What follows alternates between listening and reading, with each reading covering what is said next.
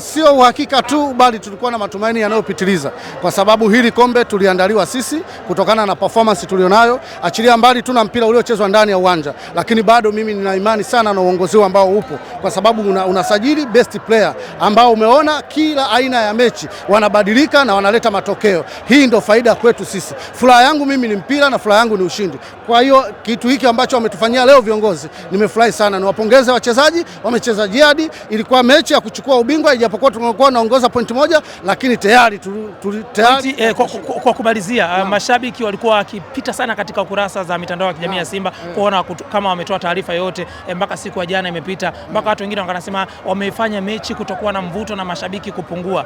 Kwa ambavyo umeona mazingira uwanja, ni sahihi kilichotokea? Kwanza ni walaumu sana viongozi wa Simba, yani wameukosea mpira wa Tanzania. Kwanza kuwaficha na kuwaficha mashabiki wao. Wengi ni wapenzi wa mpira.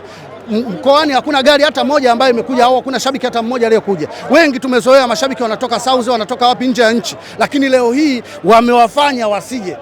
Sio kwamba mpira ulikuwa mbovu kwa sababu gani, ila mapenzi ya watu wanaojua mpira hawakutendewa haki. Ndio hiki kitu ambacho kimeenda kusababisha. Ikiwezekana hili ni kosa kubwa sana. Mashabiki wa Simba wasikae kimya na wapenzi wa mpira wasikae kimya. Hiki kitendo ambacho Simba wamefanya viongozi wa Simba ni cha kikatili sana kwenye mpira wetu. Kama walikuwa wamepanga kuleta timu, kwa nini wasingetangaza ili waweze kuwahudumia wale mashabiki wao na wanachama wao mpira unavyocheza? Mimi huwa naamini sana kwenye upande wa mashabiki. Hii dimba likiwa limejaa, huku imejaa Simba na huku wamejaa Yanga, huwa kuna motisha fulani ya wachezaji. Kauli yako kwa waamuzi kwa dakika moja tu, kwa namna ambavyo wamechezesha? Wametoa somo, na kama itawezekana hawa bodi ya ligi pamoja na TFF na serikali pia BMT ambayo inasimamia hii michezo waangalie kwa jicho la pili. Yani wameonyesha uwezo mkubwa sana na wamewafanya marefa wetu wawe na viwango vya chini. Hakukumbuka ilikuwa ni perfect.